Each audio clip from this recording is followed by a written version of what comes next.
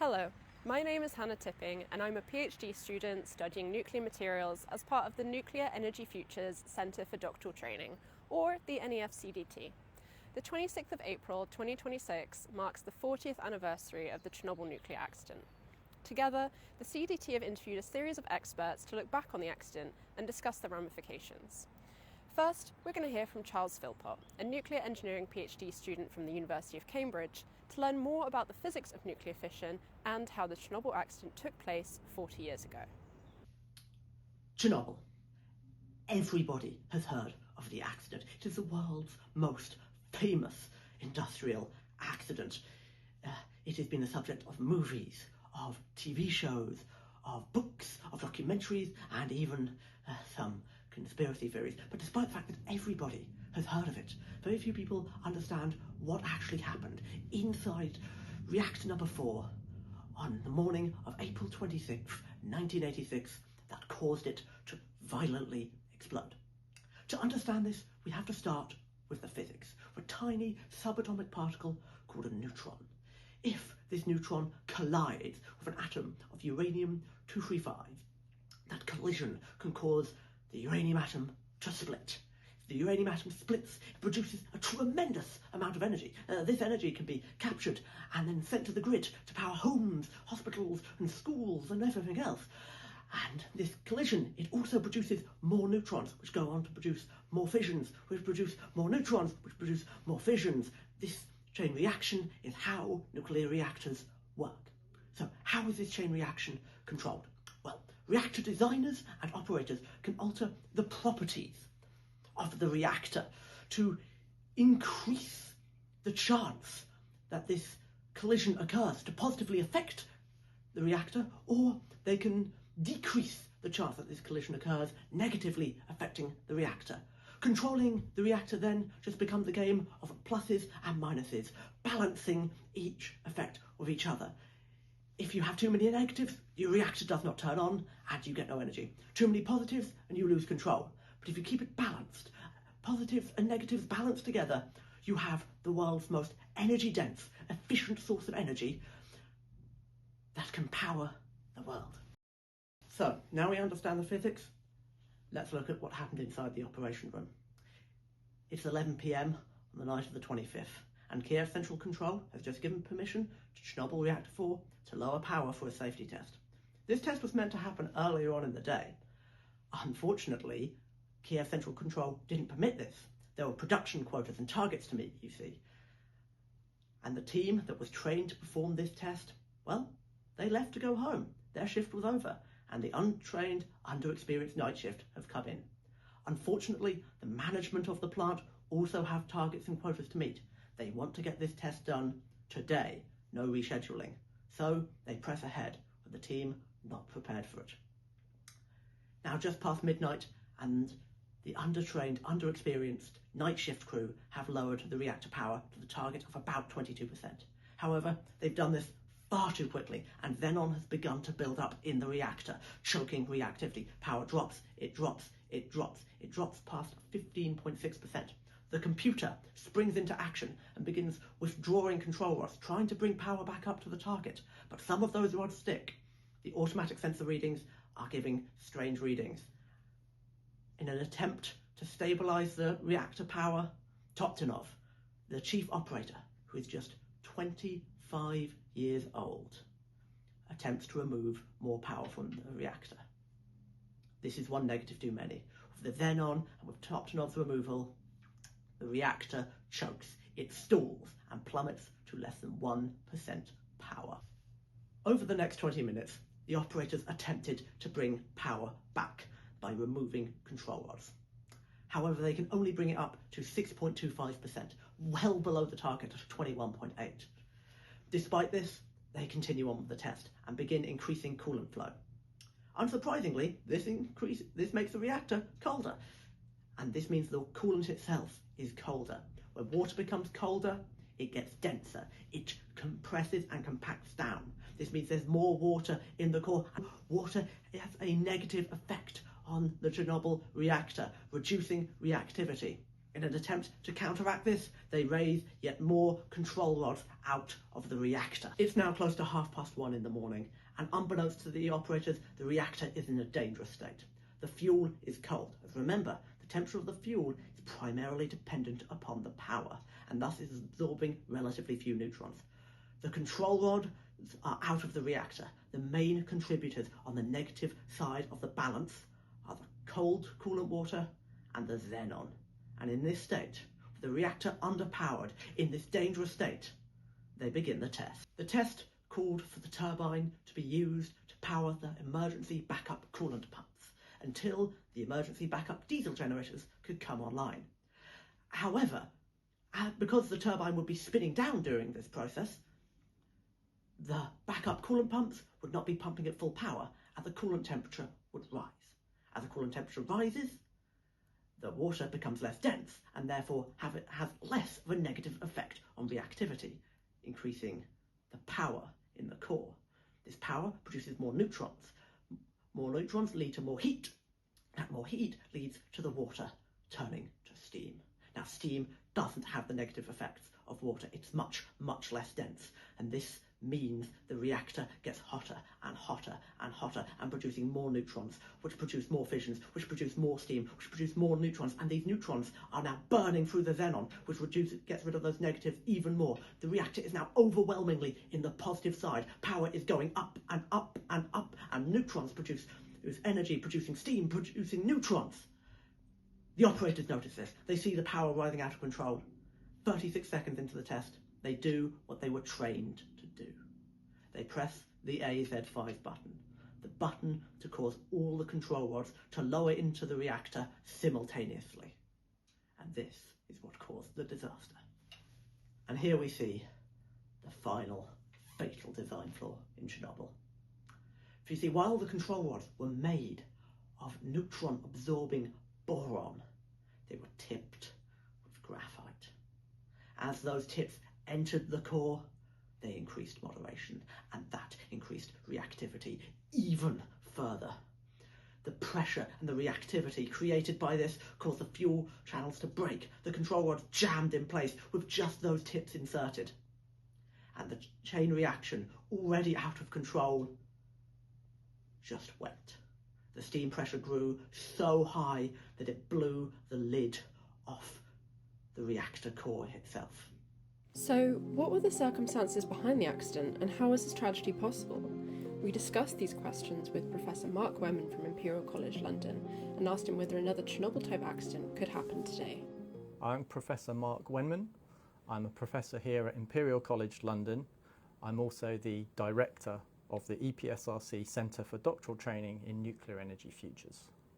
Okay, so the first thing to understand is that the RBMK reactor that the Soviets developed is quite different to most of the reactors that the Western world use today. So the RBMK reactor design was a very strange mix of, it allowed water to boil. Water was the coolant, so it's what took away the heat. And at the same time, it had what we call a graphite moderator. So the moderator was to slow down neutrons. And in slowing down neutrons, it allows more to be captured by the nuclear fuel, which creates more nuclear fission, which equals more nuclear power.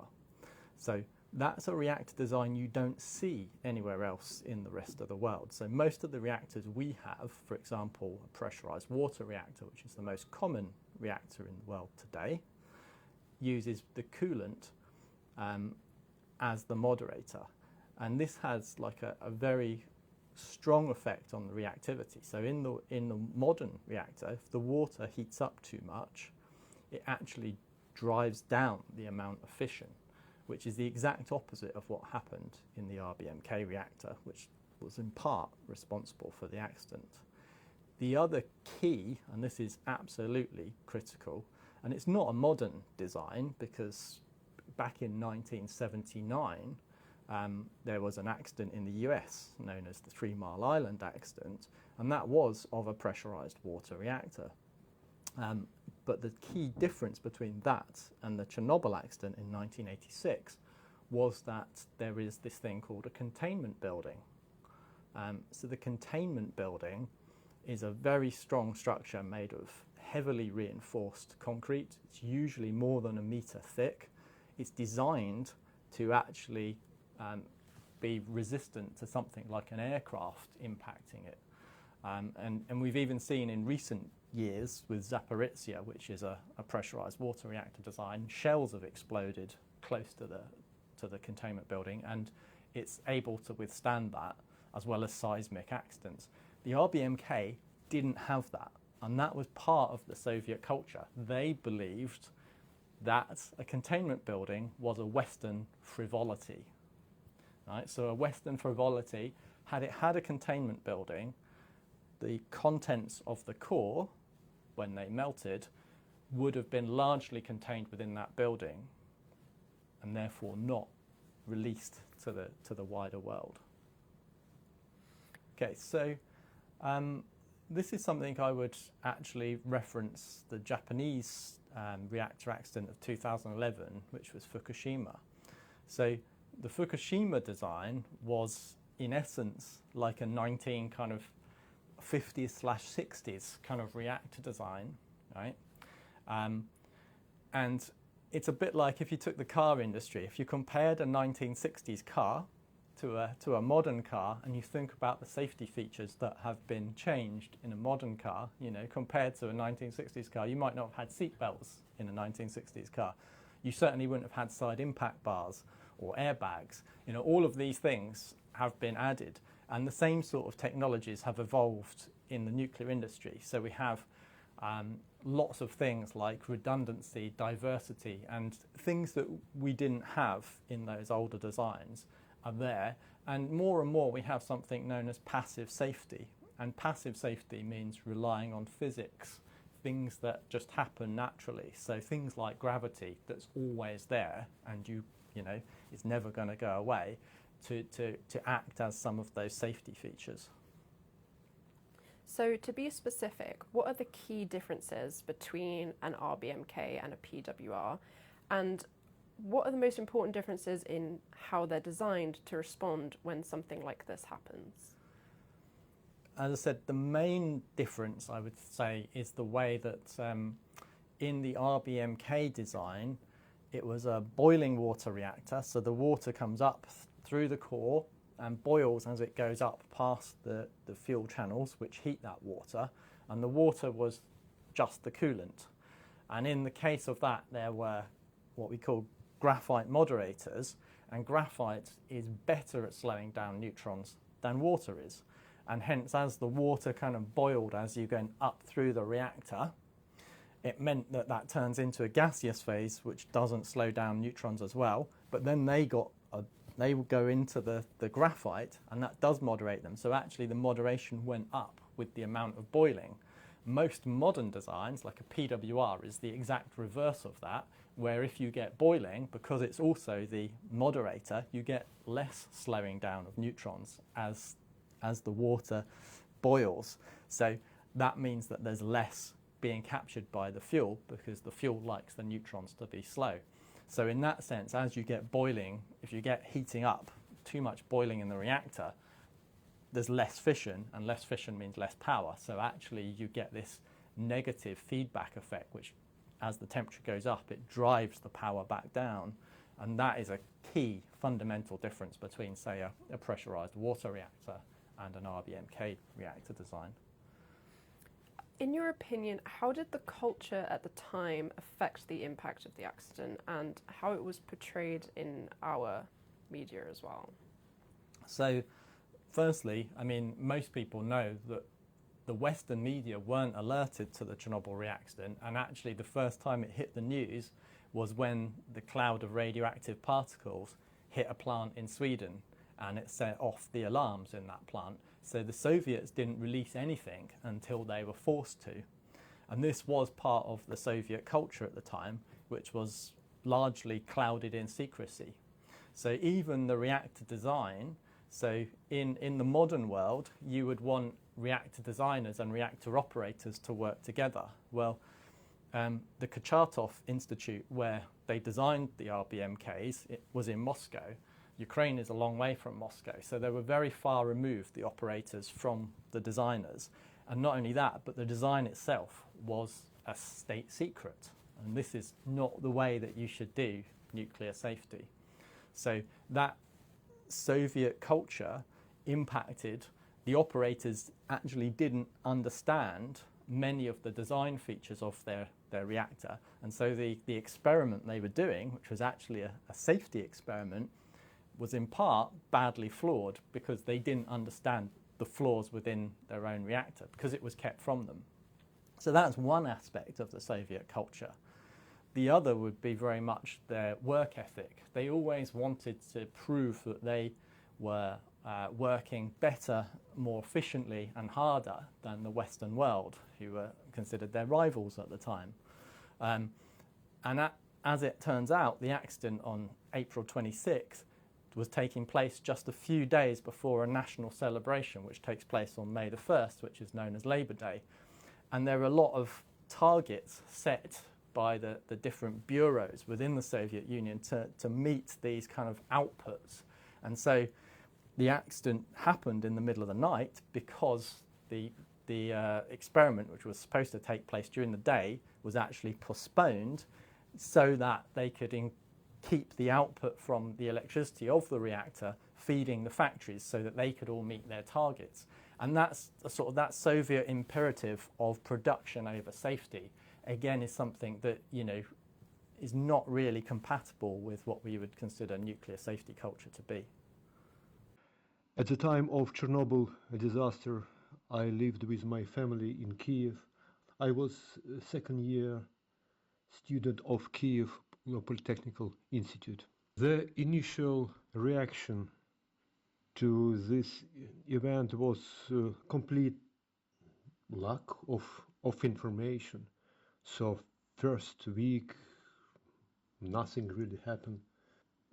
But second week was panic, and a lot of people tried to leave town. It was people just left their children in the carriages on the train stations. So it was terrible panic, but it happened only after first week of just silence from official channels.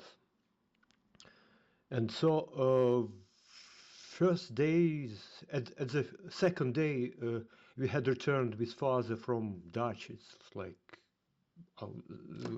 outside house, outside town, and people in our garage told us that something happened somewhere in Chernobyl, but who knows what is that.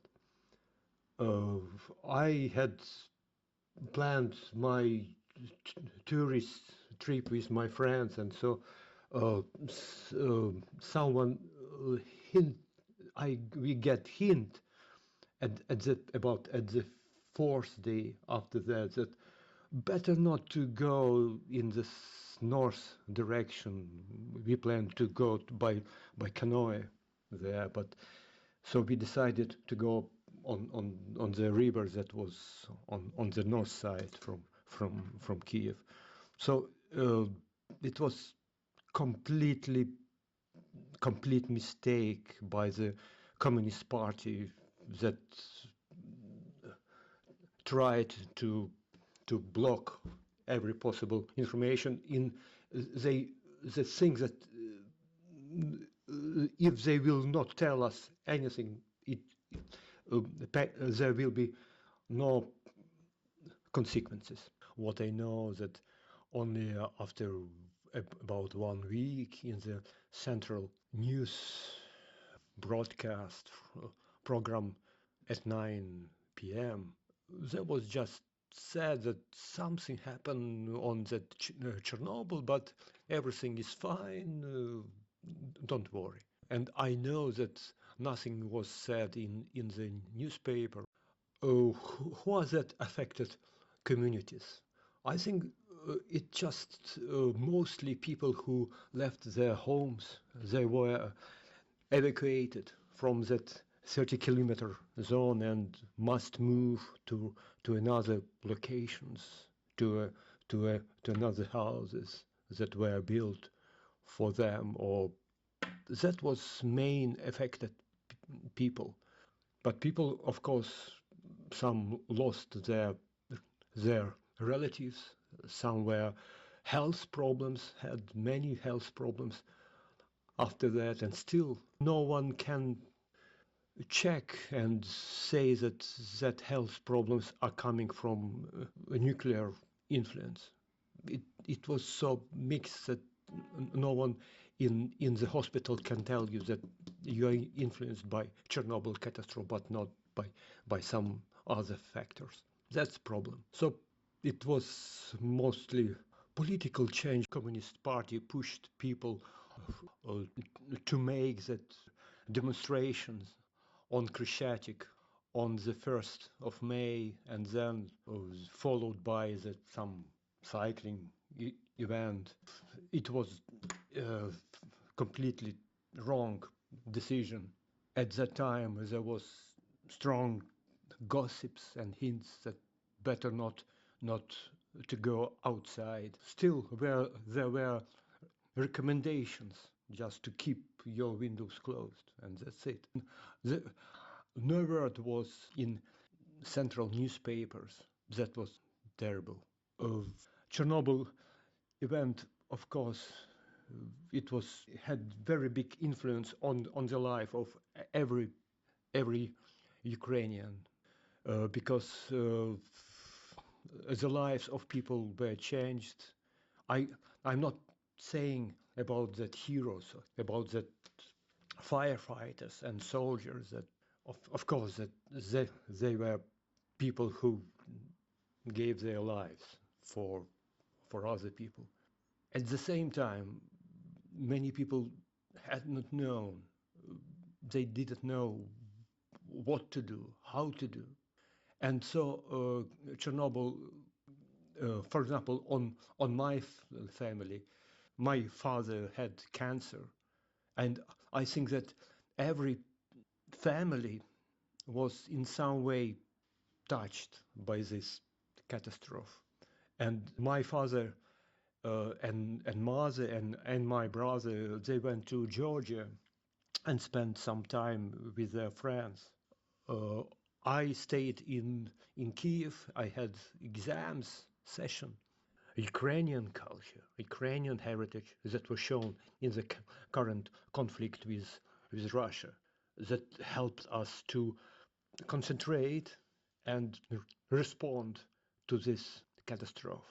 And it was shown how weak is this system, communist system, how weak was its response to this disaster, and it make things for change of that Soviet system much faster after that, and so it was shown complete mistake of design of nuclear reactor by the academician Alexander, which was, by the way, main president of the Academy of Science of Soviet Union at the time.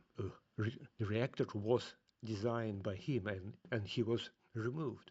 And it was bad design of experiments for fast temp regime, how fast it can cool the reactor. So it was design, experiment, response, coordination, all was wrong. And people saw it.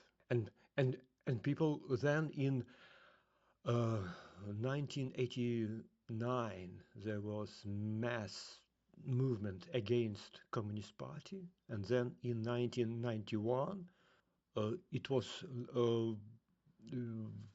Independence Day for the Ukraine from the Soviet Union.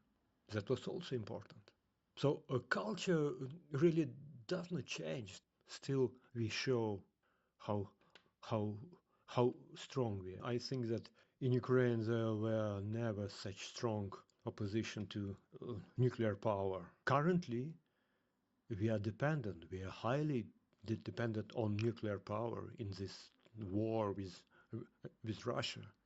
It's only one source of energy during the winter when all other sources are destroyed. And so there is no any other option for us.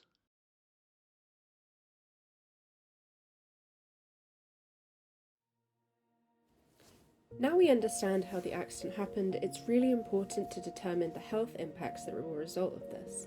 To do this, we spoke to Professor Jerry Thomas, who was at Imperial College London and who started the Chernobyl Tissue Bank in 1998. I'm Professor Jerry Thomas. I was Professor of Molecular Pathology at Imperial, but the Chernobyl Tissue Bank predated my time at Imperial, so it sort of travelled around with me. So it was started when I was in Cambridge with my then boss, who was the major European pathologist of thyroid pathology in the country. So he and his endocrinology colleagues had actually been out to Belarus, realised there was a big problem, and it wasn't just a misdiagnosis, which is what everybody thought at the time. And we started to investigate what was really going on with the sudden increase in childhood thyroid cancer. So thyroid cancer, but only in children, that we were starting to see in the early 1990s. So really my background was I was interested in the pathology of thyroid tumours. I spent a lot of time using animal models, but animal models are not the same as human models. I think we've realised that more and more in oncology over the last 20 years, particularly. And so, although it was very sad for those concerned, it actually gave us the chance to be able to look at a human model of thyroid cancer, for which we knew the etiology, because it was definitely caused by exposure to iodine-131 early in childhood life. So we knew what was causing it. So therefore we could look to see if there was any particular molecular markers that made it different from thyroid cancer caused by other causes. So doing this for some time, how has the role of the Chernobyl Tissue Bank evolved, and what has been some of the most important contribution to cancer research? It's difficult because it's not just the Chernobyl Tissue Bank. The Chernobyl Tissue Bank helped various projects get off the ground from the point of view that we had the connections with people in Ukraine and Belarus and Russia. So it's not just the Chernobyl Tissue Bank that's really advanced our knowledge. It's also all the epidemiology studies which have had access to data that we've collected and that other people have collected, and been able to help our colleagues in Ukraine, Belarus and Russia take a different approach to the way that they were collecting data. So to bring them into sort of the way that we do Western studies, which you have to remember at the time this happened, it was the Soviet Union. Biology and medicine, that wasn't really important. It was physics and maths and things like that, where the governments put their money. But from their point of view, they needed to understand the new ways that we use in the West to diagnose cancer, to look at cancer and treat cancer. So it was a big, steep learning curve for them. And also they were then able to participate in an awful lot of epidemiology studies, which is the way we understand the frequency of cancer and how that changes with exposure to various agents. Now, Chernobyl was a very different accident to something like Fukushima, for example, because there was no containment around the reactor. So it meant as soon as there was exposure, the iodine could get into the atmosphere and be blown around on the winds. Our modern designs of reactor are very different from that. We have containment, which buys you time in order to put protective measures in front. And the sad thing is that we didn't learn fast enough really from Chernobyl, because we made the same mistakes when it came to Fukushima about public communication about the real effects of radiation.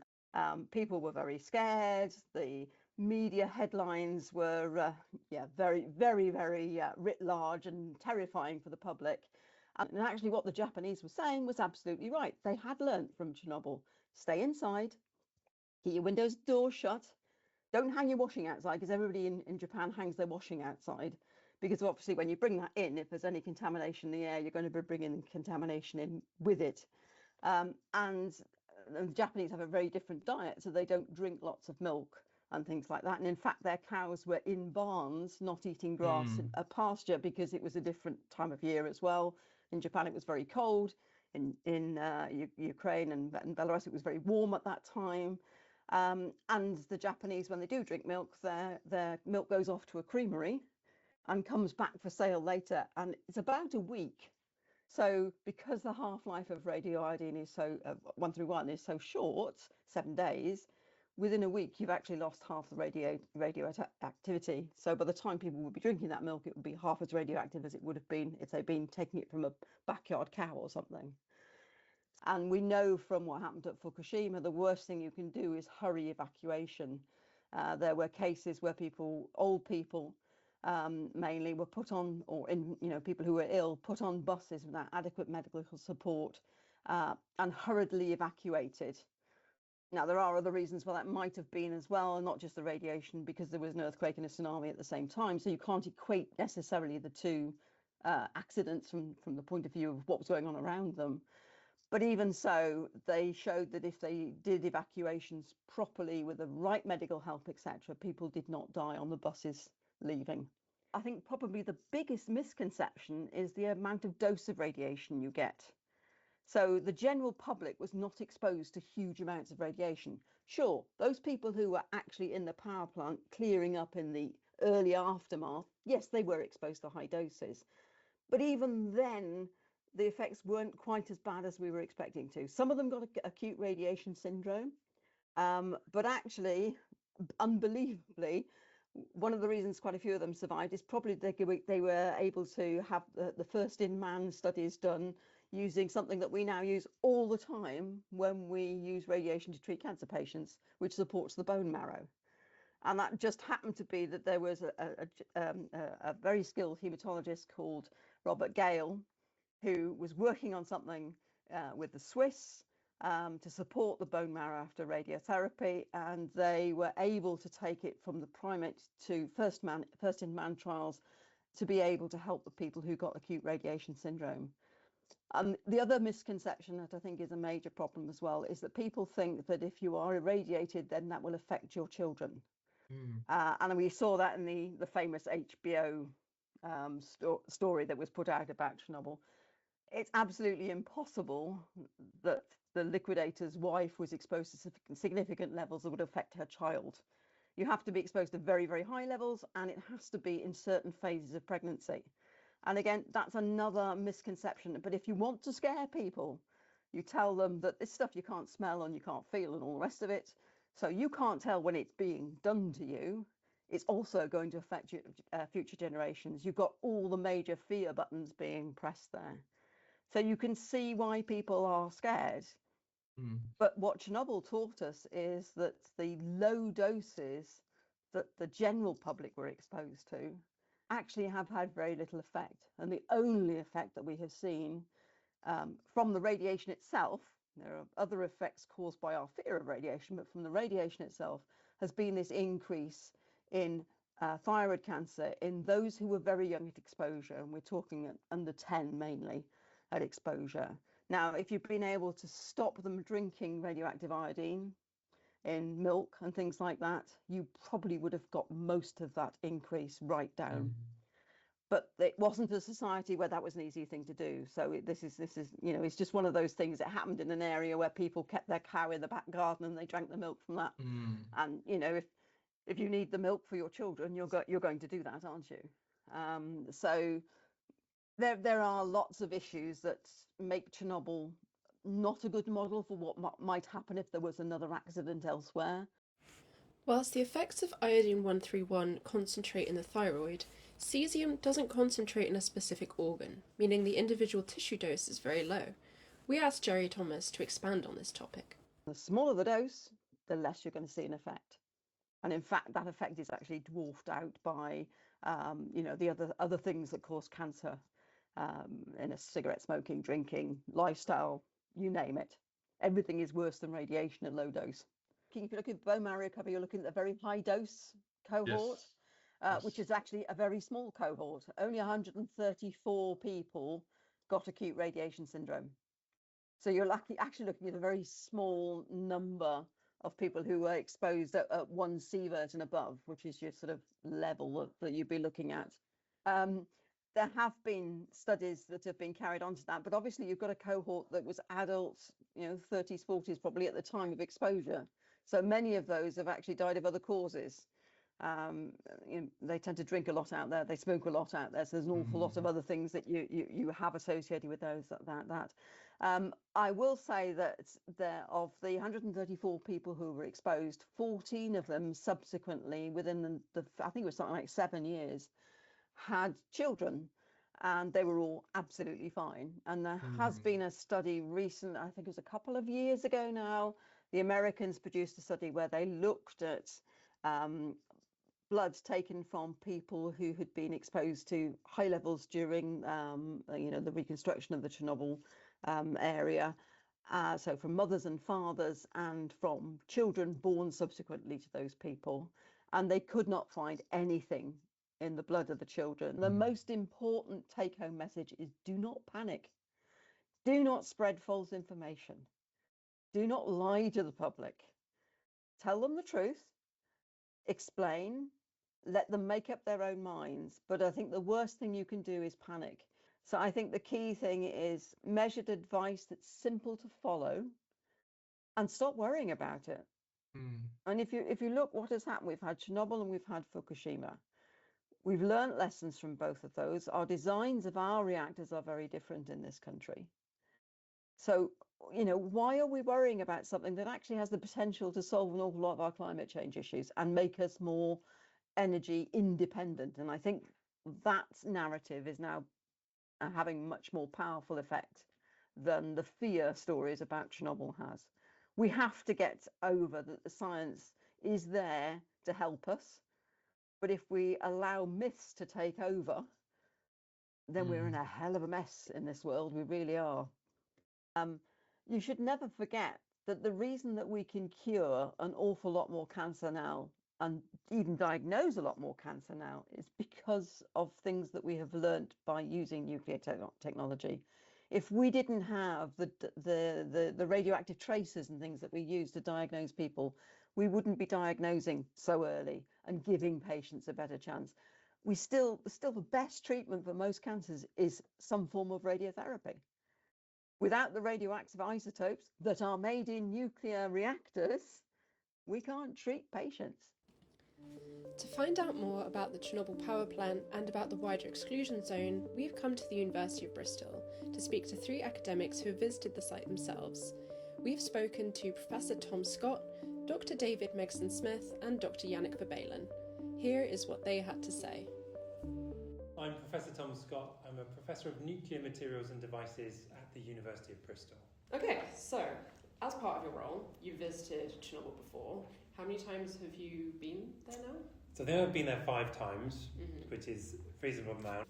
So the reason we started going there is because of the work we did at Fukushima. So we did a lot of work developing radiation mapping drone technology for the aftermath of Fukushima to understand the distribution of risk, as we'd call it, but what we mean by that is the distribution of radioactivity.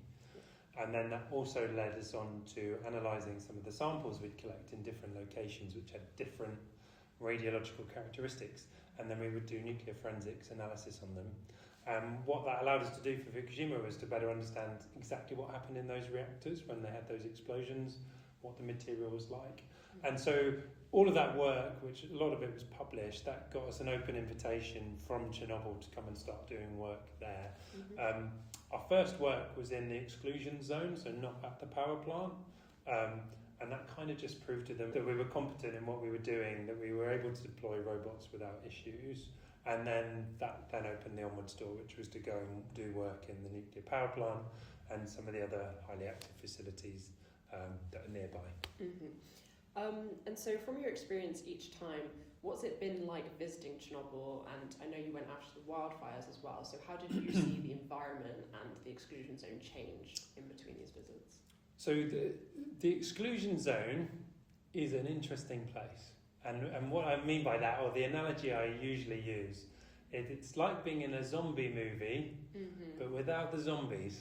Okay. But what I mean by that, and it's the same whether it's Chernobyl or Fukushima, an exclusion zone is a place where Mother Nature takes over because humans aren't there to maintain things. And so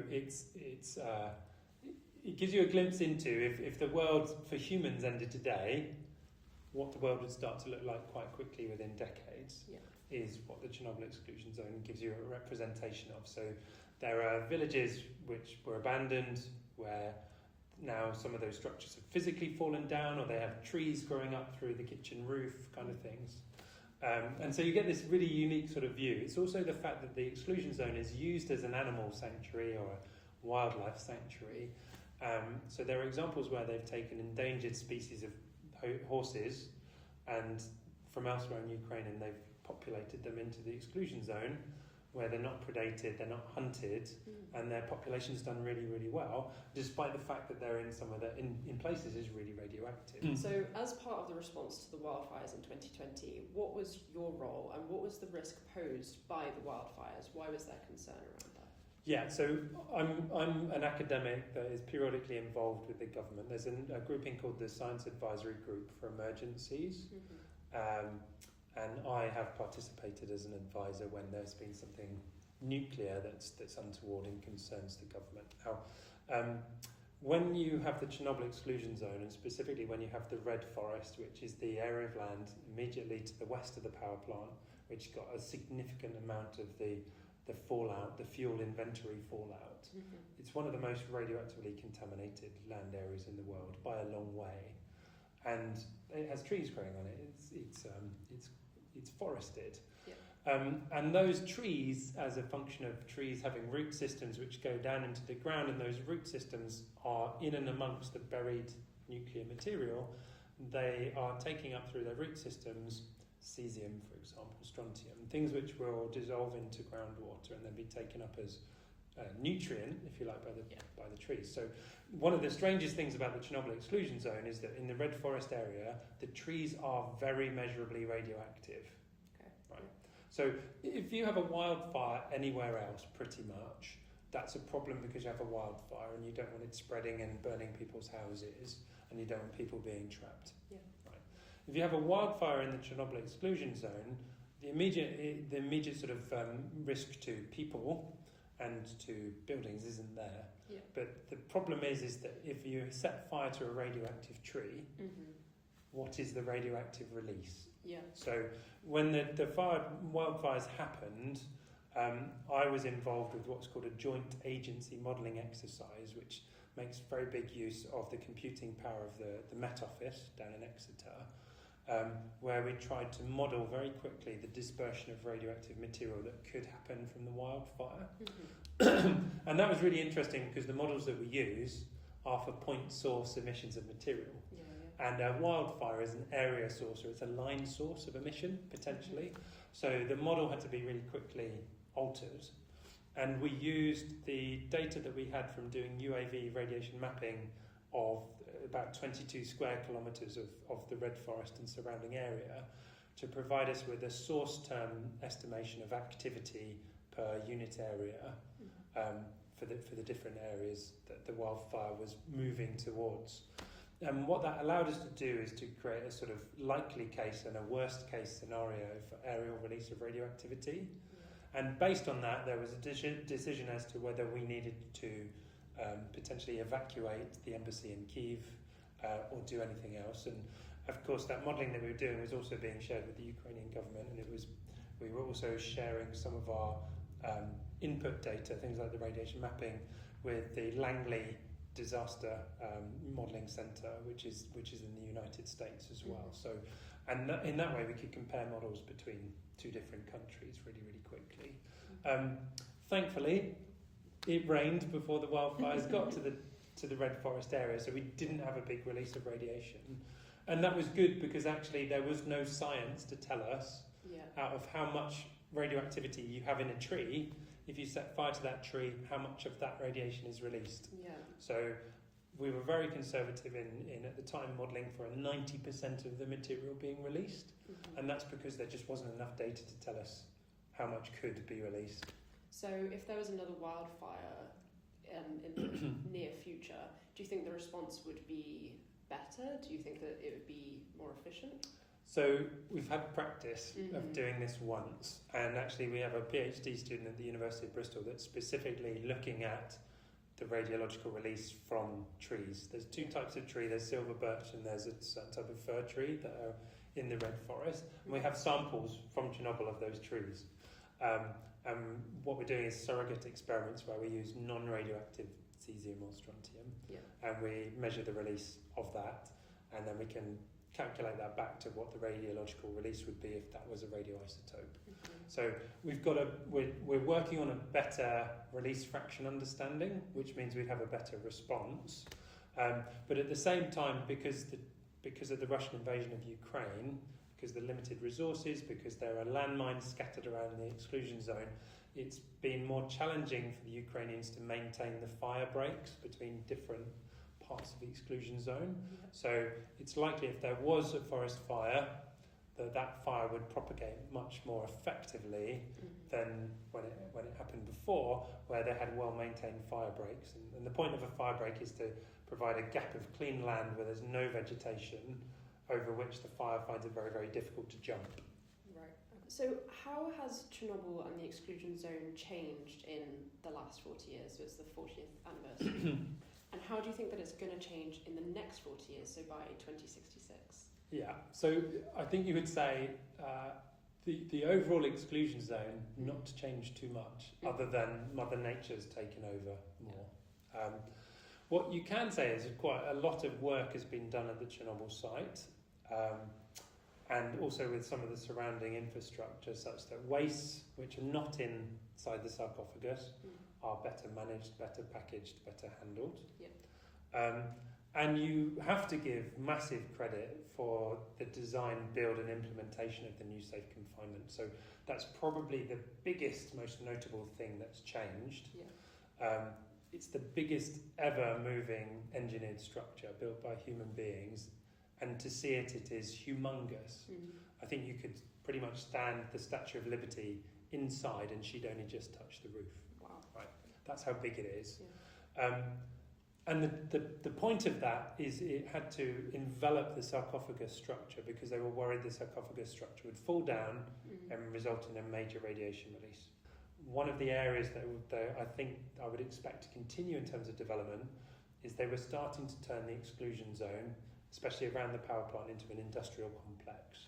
Some of this was inspired by Fukushima, where because you can't grow crops on contaminated ground, they were turning it over to be using it for solar farms. So solar and wind, and making the central part of the exclusion zone as this sort of energy and manufacturing hub driven by clean energy would be a really neat solution. Have you ever met people around the site, obviously the local Ukrainians? What do they think about Chernobyl as the accident, but also how it is today? So yeah, we have met people. So one of the most notable people was a chap we worked with for a week, who was in his 60s, and at the time of the reactor explosion, he'd been fishing in the cooling pond. Wow. And he was a reactor engineer. So he'd seen this explosion and he'd basically put his fishing rod and stuff away and decided he'd better go and help, and was involved with all of the response and cleanup. Fit and healthy, aged I think about 65, 66 years old, and great fun to work with. But yeah, his views on it were quite unique in terms of he'd been there, he was an eyewitness, he was directly involved. He saw a lot of the hardship and saw a lot of the way that it was handled under the Soviet regime. His sentiments about the future at the time, this was pre-invasion by Ukraine, was that things were moving in a direction which is towards something that was different but better, and that the risk was being dealt with incrementally, but it was being dealt with in a very professional way with amazing support from the European Union. So if there was one thing that you would like the world to understand, and the people watching this, about Chernobyl, what would it be? That's a really good question. I would want the world to understand that nuclear, if it's done safely, is, for me, the most efficient form of electricity generation. It's also, Chernobyl is an example of how not to do nuclear. And as long as people of the future have learnt those lessons, which I think we already have, we really shouldn't have a problem. Okay. Hello, I'm Dr. David Megson-Smith. I'm the head of Hot Robotics here at the University of Bristol. Hot Robotics is a facility that enables organisations around the world to deploy advanced robotics and sensor systems into challenging nuclear environments. And the most challenging of these is the famous one, Chernobyl in the Ukraine. I've worked now for about 20 years in instrumentation and the last 10 years in advanced technologies for nuclear remediation and response. As part of your role, you visited Chernobyl yourself. Yep. How many times has that been? Been twice to Chernobyl now. And what were you investigating each time? What was the work you were doing? We were really demonstrating how the emerging types of robotic systems that have turned up in the last 10 to 15 years could supplant what had traditionally been done in Chernobyl. We looked at the robotic systems that were deployed in the 1980s and the immediate aftermath of the response, and these are very primitive systems compared to these advanced autonomous systems that have emerged at a commercial level nowadays. So we took these systems, Boston Dynamics Spot the Dog was the most advanced system we took, and then we integrated some of our own sensing technologies onto the top of these. We were actually the first international team to deploy a robotic system out there in the 21st century. Amazing.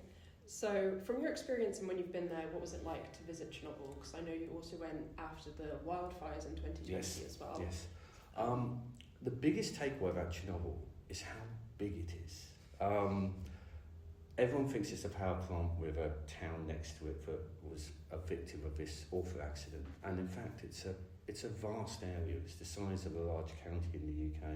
Wow. So from when you first drive in, it's maybe half an hour before you actually get to the reactor building itself. And all that time you're going through an area that has been depopulated. Has just allowed nature to readopt itself. So there's wild horses, there's rivers, there's forests. It's the most beautiful scenic countryside with a sadness to it because no one can be there. There is this contamination, and it's potentially there always in the background, but most of the time it's not. And what I actually learned going there was that nature learns to adapt and learns to live with it. And there's so much nature there, it's utterly beautiful. When you've been on site, what sort of safety measures do you have to take? Do you feel safe when you're there? Do you feel like you're being looked after? There's any threat to you there? That's an interesting question because when people think about Chernobyl, they think of this incredibly dangerous radioactive wasteland. And that is definitely no longer the case. The reason, of course, that radioactive decay has reduced radiation levels by orders of magnitude since the 1986 incident. Currently, there's only 2 radioisotopes of interest still measurable, which is cesium-137 and strontium-90, both with a half-life about 30 years, and they're the longest-lived ones that are sticking around. Everything else is already gone, which means that radiation levels are actually relatively low, relatively to other nuclear disaster sites. And that doesn't mean that you don't have to take precautions, and there are still hotspots where radiation levels are considerably higher, for example, where radionuclides concentrate. But it does mean that proper precautions such as wearing dosimeters, wearing proper protective equipment, refraining from eating, drinking, smoking while you're in outside contaminated areas are usually sufficient to keep yourself safe. Always feel exceptionally safe. Chernobyl in itself is also famous now for its nuclear tourism. And it depends. You can go, there's different levels, there's different layers you get into. It's like an onion skin safety system.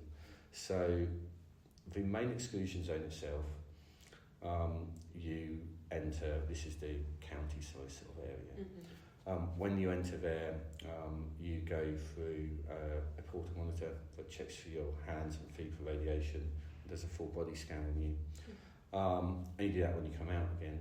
That gets you into the outer exclusion area. You then move into an inner exclusion area, which is maybe the final few kilometres before the power plant itself. And that also has the same monitoring systems on you. We work as part of the university, so we have our own personal electronic dosimeters. And that monitors our dose the whole time. And then if we were to work in the higher and higher risk sections, each of those sections itself, we may have additional levels of PPE, so possibly boots, overalls, hats, quite funny little hats. Masks at times. And every time we went into a different area, there'd be a different organisation who had the legal responsibility for monitoring those areas. Okay, yeah. And they'd give us our own little monitoring system. Collecting documents. So at one point, when we were in the very depths of the new safe confinement in the sarcophagus, I looked down at my chest. I was like, I've got 5 different dosimeters on my chest or hanging off lapels on me now. Yeah. So yeah, it was really interesting in that set. But no, I never felt dangerous, and therefore, from an academic perspective, an exciting place to go. It's got the hard challenges, it's got the interesting environments, and there's no risk associated. Amazing. So what role do you think that your investigations and modern technology as a whole have played in monitoring and preventing accidents? The big one is, what I think no one appreciates, when we took Spot out there in 2020, we were the first people to use any sort of robotic dog, quadrupedal system is the technical term, on a nuclear site anywhere in the world. The fact it happened to be Chernobyl was merely because we happened to be there. The impact our work had there in demonstrating how effective a Spot the Dog system was, or a quadrupedal robotic system was, in working in a nuclear environment. And the reason we used a quadrupedal system is because they've got little legs. You only have to cover each leg with a sock, and then they don't pick up any contamination. Well, they just pick up the contamination on the feet. If you have some sort of wheeled thing or something with tracks, as it drives along, it starts to pick up all the mess on the wheels, that ends up on the mud guards. It's almost impossible to get that off afterwards. We demonstrated that in Chernobyl. Spot the Dog systems are used across the entire world's nuclear industry nowadays. There are hundreds and hundreds of them used routinely by commercial operators. That's in 6 years. We've gone from us deploying the first one to this being standard practice everywhere in the world. So it might have been Chernobyl that we did it, but the impact has been absolutely international. So what has Chernobyl taught you personally, and what do you think it has helped to teach your field, develop the field? For me personally, I knew it intuitively, and that is, radiation isn't that dangerous. It can be very dangerous, but because you can't see it, there's a mental association that if there's radiation, it's dangerous. And then you look at the wildlife, you look at the utter beauty of the Chernobyl exclusion zone, the animals, everything around you, how it's totally flourishing, this place. It's not a desolate wasteland, it is the opposite. And you realise that there's a far more nuanced story that we need to be telling, and we need to be conveying to the general public here. And so from a personal perspective, I came away realising that yes, there had been a nuclear disaster. Yes, we need to tighten our safety protocols. But within that, we need to make sure it's our job as academics who look at the numbers and don't just hear the stories. That we can convey this to people, that the biggest thing that Chernobyl did was turn people's perceptions against nuclear. And now we're at that stage of the climate crisis where we need nuclear now more than at any point. And there will be more ramifications due to nuclear power plants that weren't built, due to negative connotations and the politics off the back of it. And Fukushima in 2011, the same thing happened there. Germany cancelled its nuclear program. And then you look at actually how nature's just sprung back and everything's quite happy and quite contained. So we need to improve our safety. We need to let people know that actually nuclear is not as bad as everyone thinks, and that's so important. I think the Chernobyl scenario itself as a nuclear disaster puts in perspective the impact we have as humans on our environment, but also the impact that nuclear as a technology has on our world itself. And when you visit the site, when you visit the power plant, the first thing that captures your imagination is the vast scale of the engineering that went on there. The main turbine hall, for example, is a building that's 800 meters long, 4 reactor blocks next to each other with 2 more under construction. And this was all designed and built in an era where there was no computer automation, when CAD software didn't exist yet. So every cable, every flange, every valve had to be drawn on paper, manufactured with analog techniques, and assembled on site in this vast engineering infrastructure, which, of course, if you are visiting, leaves a profound impression, just pure based on the scale of the engineering that went on. We had the luxury and the privilege to visit Reactor 3, which is right next door of Reactor 4, where the incident happened. We had the privilege to stand on the pile cap on top of the reactor, and that gives you an idea of how large these reactors actually are, and also how complex the level of engineering that exists under your feet actually is. So you've talked about this a little bit already, but how do you think that the exclusion zone in Chernobyl itself has changed in the last 40 years? But more importantly, what do you think it's going to look like in the next 40 years by 2066? I think that's, like I say, what has happened in the last 40 years is it's become this beautiful wilderness. You know, to the point now where there's a few places where the European Union have funded for the staff who work in the Chernobyl exclusion zone, there's little barbecue areas you can poke out into by beautiful rivers that no one's been to for decades. And that touches upon where it's moving. There's a big push now to actually, when the exclusion zone was first set up, they did it on a maximum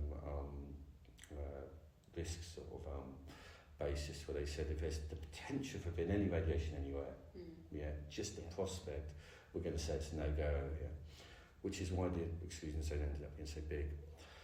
What they're pushing for now is more finesse mapping of it, to reduce it down, because it looks like from our studies and studies some of our peers in Germany have done, that it's probably maybe 2/3 to 4/5 of the exclusion zone is actually unnecessary, and so the size of it could be reduced. So the big change you're going to see is it repopulated. There are people who still technically have deeds to houses, but they were evacuated from in 1986, and they've inherited them, or they still own them, and they just haven't been back. So, do you believe that the global nuclear sector is safer today than it was when this accident occurred? Undoubtedly. Absolutely undoubtedly. If firstly we just look at the Soviet engineers were exceptional engineers, genuinely exceptional engineers, not just in their nuclear program, but in all their engineering of how they did it. But they were operating on a very tight budget in terms of money and resources they had available. That meant that they didn't build the RBMK reactors to the safety standards that in 1986 we would have expected in the West.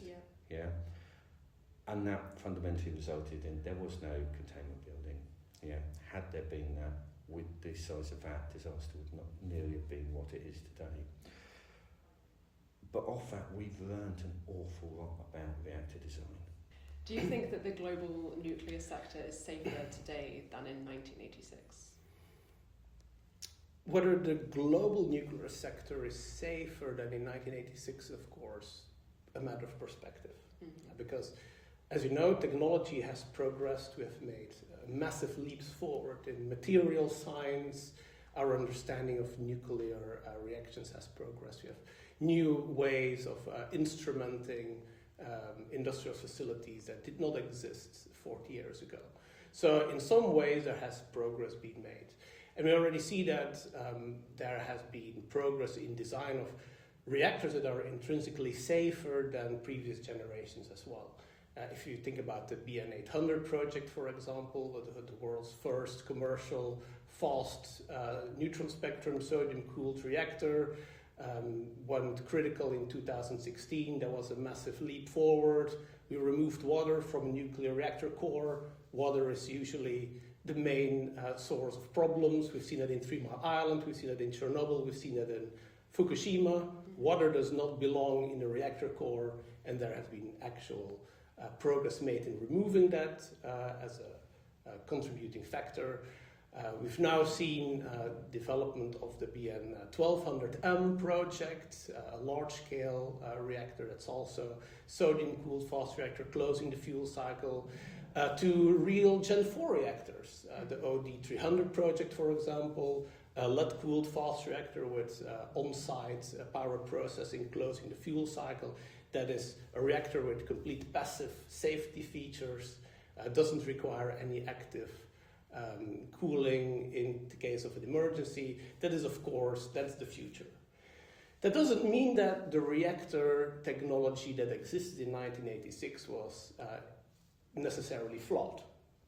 Yeah, we've known, for example, that some of these reactors are still operating today. The RBMK, as we know it back then, there are still 8 RBMKs running even today.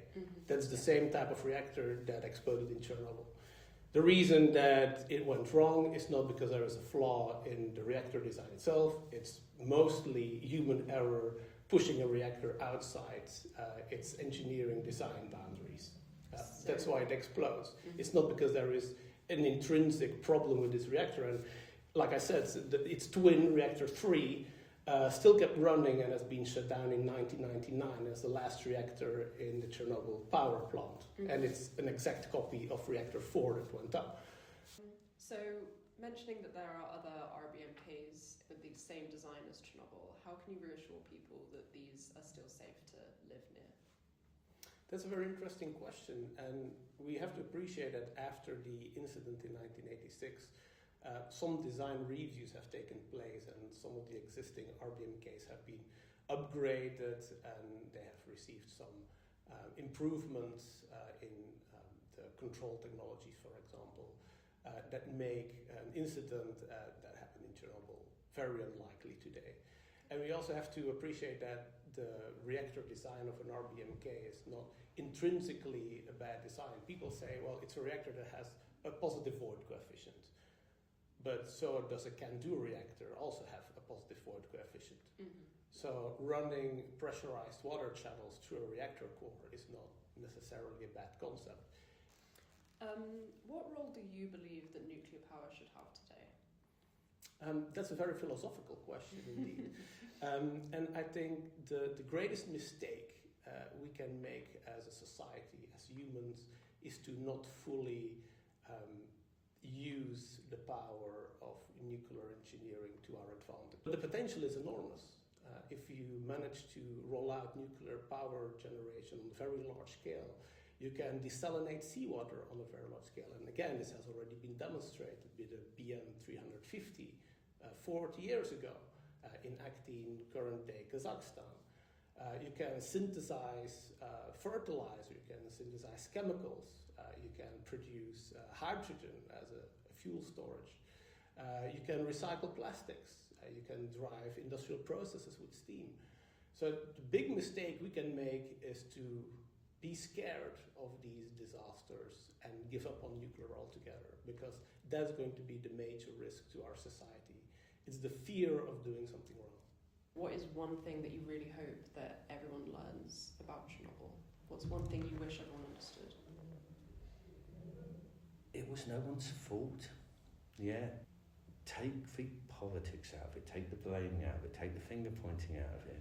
Sit back, let the scientists and the engineers go, yes, we can solve this, and yes, we can get you out of this. Yeah. And it's technically not difficult, let's just do it. As somebody who's been there several times, it made me realize that the impact of Chernobyl itself on people at the time is, of course, it's a tragedy. Yeah. It displaced people from a very large area. It changed people's lives. A lot of people lost their lives as well. But its total scope, its absolute death toll, is really small compared to any other means of power generation that is not renewable, especially fossil fuels and their detrimental outcomes to human health. So growing up in Ukraine was an incredible privilege. I learned a lot about a culture and a group of people that were very different in Eastern Europe than what I was used to. I'm Romanian, I'm half Romanian, and Chernobyl was discussed quite a bit throughout my childhood. I remember in school we went to the Chernobyl Museum in Kiev, and every year we talked about it on the anniversary. We would mention what happened, the story behind it. Kind of when I was a bit older, we talked about the politics behind it. When I was younger, just kind of what happened, learning about energy and resources. So Chernobyl was discussed quite a lot. Nuclear power, they recognize what happened in Chernobyl was a product of its time and was very much a product of consequences that weren't the natural. So when they talk about nuclear power, they talk still about quite positive aspects of nuclear power, but they talk about Chernobyl as a disaster in itself rather than necessarily disaster of nuclear power. Chernobyl and nuclear power presented in Ukrainian media has a very contrasting opinion. There's, I think, a lot of still anger towards what happened in Chernobyl. Specifically, if you ask people, I remember talking to my teachers and asking them what happened and how they felt about the whole situation. So I remember my teacher saying she remembers one day just being told by her mom that she had to leave, and she had to leave Ukraine, and they had to move to, I believe it was Poland at the time, just to get out, but they weren't told why. Especially at a young age, I think a lot of parents weren't sure how to explain it. I remember some of my teachers, when family members developed cancer over the years or any health problems, they attributed it to that, which it could have very well been. I'm not entirely sure, but that is the feeling towards it. However, on the other side, nuclear power was still seen as positive. It was seen as the way forward. But I do remember people still building nuclear power plants, and I think the idea behind it wasn't that nuclear energy was bad. It was what happened during communism, the hiding of it, the taking away the right to what their decision was, and the right to knowledge was what really bothered a lot of Ukrainians. And of course, the situations that happened to lead to it, all of the things that could have gone wrong, it's still seen as a somber event as well. A lot of people dedicated their lives cleaning up the wreck afterwards up on the roof. There's still a lot of anger towards not knowing the consequences of what was happening and being told that they had to do this. So again, I think it was this lack of knowledge that angers them and the lack of control that they had. When I remember talking about Chernobyl, it was very much not nuclear power was wrong, but the nuclear power plant was what happened was wrong. It was very much the containment of it and the environment that it was held in. Big thing that I always like to mention with Ukraine is that they're very resilient. They know what's happened to them, and it's built who they are today, and it's made the decisions that they would like. It's influenced how they would like decisions to be made in the future. With Chernobyl, I remember specifically a talk about it's interesting to me how I feel about Chernobyl, because when you say Chernobyl, it brings out an anger and a sadness to me, but in a different way than I was expecting, because it brings out an anger in terms of Ukrainians not being involved in the decisions that were made, and Ukrainians being told what to do without their decision, without them being able to make a decision for themselves. There's also a sadness because Ukrainians lost their home. And I think that part's really hard because they're very proud of where they are and they're proud from where they're from. A lot of Ukrainians, when you say they're from Ukraine, it's very important to them where in Ukraine they're from. Of course, they're still all Ukrainian, but where they're from is very much an identifying thing. Each city has their own culture, their own traditions, and their own upbringing of, your childhood very much was influenced by where you were brought up. So to have that taken away from you, I think it's very traumatic. So much has happened in Ukraine over the last 40 years, 50 years. They've gone after war, after politics. There's been a lot of political change, a lot of historical change, a lot of cultural change. And I think a big thing that is important is to realize that Ukrainians are their own people, are on the map, and what's happened to them will just make them stronger and will just make them prouder to be Ukrainian. So to recap, a reactor that ran out of control in the early hours of the morning, an explosion that tore the core open and released radioactive material across large parts of Europe, and a response that at the time was shaped by uncertainty, confusion, and a lack of information, mostly kept away from the hands of the public. a design that behaved in ways we've understood to its root, and the chain of decisions that turned a test into such a fatal accident. So, 40 years on, what have we learned? Chernobyl was a very tragic accident that was extremely serious and involved not only technical, but also policy-based complexities shaped by a very particular reactor design choice, and also by political structure and an improper work culture, which led to the cause of the accident. In the immediate aftermath, entire communities were evacuated. Firefighters and workers responded under incredibly difficult conditions, and for many people, Chernobyl became the defining image of what nuclear risk looks like. Although total figures vary largely, 134 workers and firefighters received a high enough dose to experience acute radiation sickness, and over the decades since, the long-term health impacts, particularly thyroid cancer, have been closely studied and debated. As Professor Jerry Thomas said, one of the biggest health effects was not associated with the accident itself, but with the widespread panic and evacuation that followed. As an example, Greece saw an unnecessary 2,500 abortions in 1987 due to a fear of radiation-induced health problems. In reality, the dose received was below 1 millisievert. That's less than a yearly background radiation dose.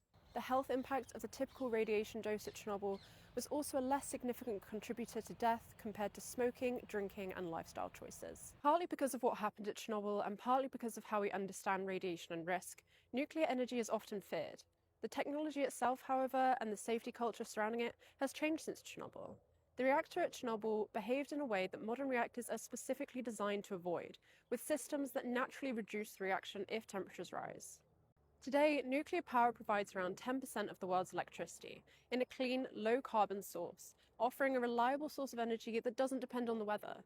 At the same time, global energy demand continues to grow, and the need to reduce emissions is becoming more urgent. Dr. David Megson-Smith highlighted that the biggest mistake we can make today is to not build new nuclear reactors, as climate change will be a significantly more serious toll on our physical health than nuclear power. Fission reactors also provide a crucial source of radioisotopes required for the medical industry, including diagnosing and treating many forms of cancer. Ultimately, this avoidable tragedy has shaped the choices we've made in the nuclear industry, and with the lessons we've learned, we face the future with hope for a safer, more sustainable society. Thanks a lot for watching.